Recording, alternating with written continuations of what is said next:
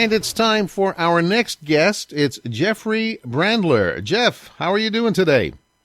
I'm doing pretty good. How are you? Oh, I'm doing just great. It's great to have this opportunity to speak with you. Jeff is a licensed marriage and family therapist, a certified clinical hypnotherapist. And Jeff, could you tell us the name of your business? Sure. Jeffrey Brandler is my name. Very good. And I'm located in Mountain Lakes, New Jersey. Okay. Which is interesting because there's no mountains or lakes in Mountain Lakes, New Jersey. Just as a little aside there. So it's really just somebody's imagination of a great place to be named, right? Yeah. Yep. Excellent. All right. So Jeff, tell us how we can contact you with your website and other contact points, please. Probably the best way to contact me is my website, which is www.changeispossible.org. There you can learn a lot about what I do and how I do it and who I do it with. If you want to call me, you're certainly welcome to do so at 973-402-2647. And I'm on all the social media sites, Facebook, Instagram, Twitter. You can find me everywhere.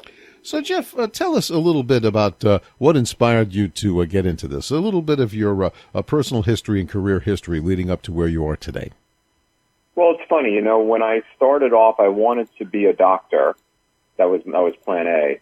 But organic chemistry had another plan for me. and after nearly flunking out of that, I said, this is not for me. And I found psychology as a major and said, this is really what I'm good at.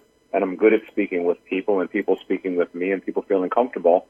So I just started exploring the counseling realm and then proceeded to, get my undergrad, my graduate, my postgraduate, and licensed and credentialed and, certifications and all that. And that's now 35 years. Yeah, that's several decades worth of experience. And do you work primarily with adults? Do you deal with children? How does that work out?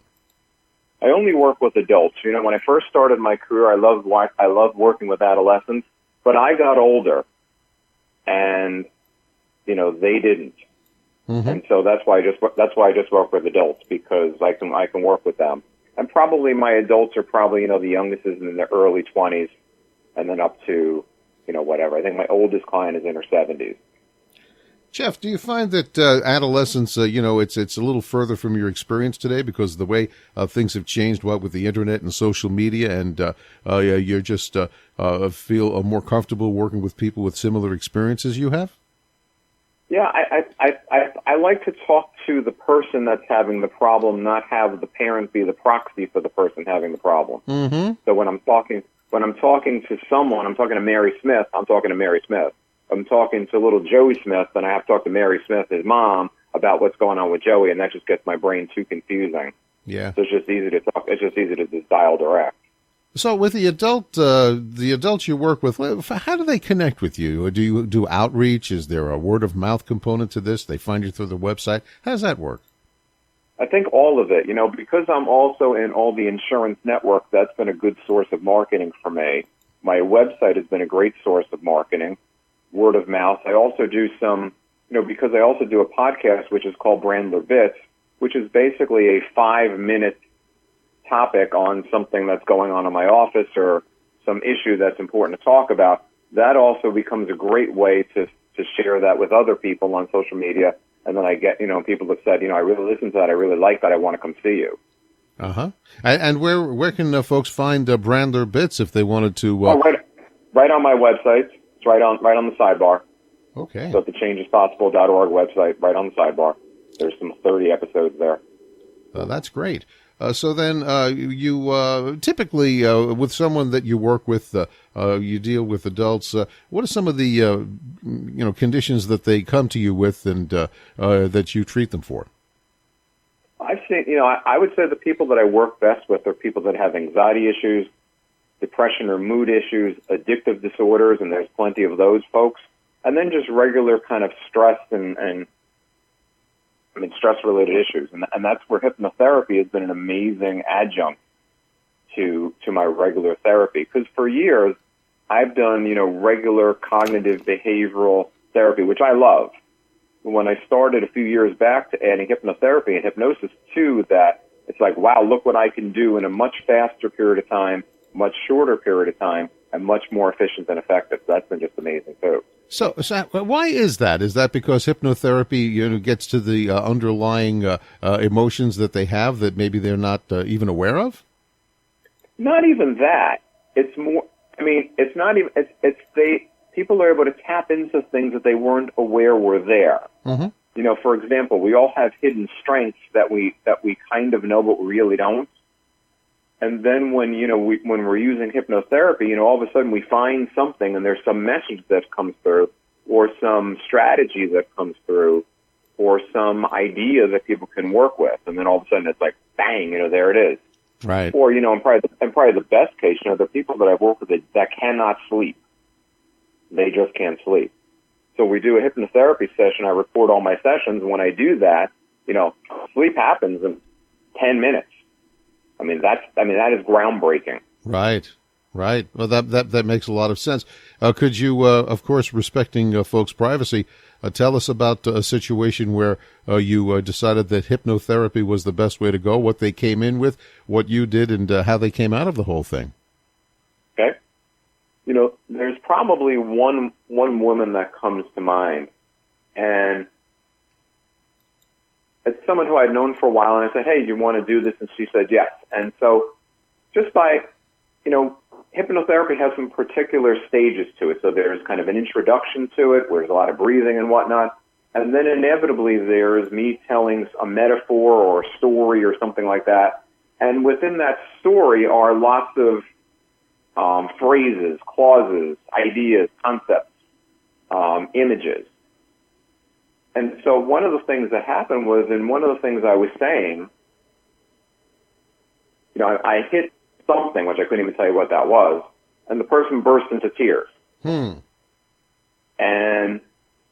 when we finished up and came back and I said, what happened? She says, I really touched something in there that I hadn't really thought about that was totally painful, but I had this great awareness of what I needed to do next. So there was a breakthrough, and there was that emotional response to it. There was an incredible breakthrough. Mm-hmm. And there was no way of knowing, I couldn't have planned out, okay, so we're going to do A, B, C. That would never happen because just the nature of hypnosis and hypnotherapy. Yeah. That's what's so potent about it. Do you think that there's still, a stigma attached to people seeking therapy? Do you think that's something that has to be rooted out? Oh, absolutely. In the world we live in, and all you need to do is just look around. There's so many people that are saying, I could never talk to a stranger about my problems. I don't want someone to psychoanalyze me, to, know my inner deepest thoughts. I don't want anybody to really know me that well. And that, unfortunately, is still the myths that we're operating with some years later. It's better, the stigma's down, but, what I would say about that is, therapy of any type is all about making a connection. It's about having a good relationship, about having trust with someone. And when you can just, find the courage to pick up the phone and say, hey, I need help. Once you do that, you show up and you just start talking and you see if you have that connection with someone. And if you don't, find somebody else, because I hear that too. I saw Dr. Jones and he was terrible. I never go again. Well, Dr. Jones is the only person in the universe. Mm-hmm. Because it's all about relationship, just like friendships, just like marriages. It's all about relationship and connection. Right. And so I would say, if there's anybody out there, find someone, pick up the phone, find the courage, send an email, send a text message, find the courage so you don't have to suffer with the pain or the stress or the anxiety or the pressure or whatever you have. So therefore, you can have some relief and then ultimately some strategies to make that better. Jeff is also a requested speaker and a trainer, industry schools and self-help groups. Jeff, do you also deal with people that come to you through the internet, or is it just the geographic area that you're in Jersey? Well, I don't do any, telephone therapy, so it's pretty much in the area. Mm-hmm. But if someone went to, my website and reached out to me, I'd be happy to help find some referrals for them in their area, or, something like that. Or if there was a particular group that I was going to speak at, certainly they're welcome to do that. I try to do presentations, at least a couple times a year. Okay. with different places. Jeff, the time flew by. I'm afraid we're going to have to wrap up, but not before you remind everyone of how they could reach out to you through the social media, the web address, and so forth. Sure.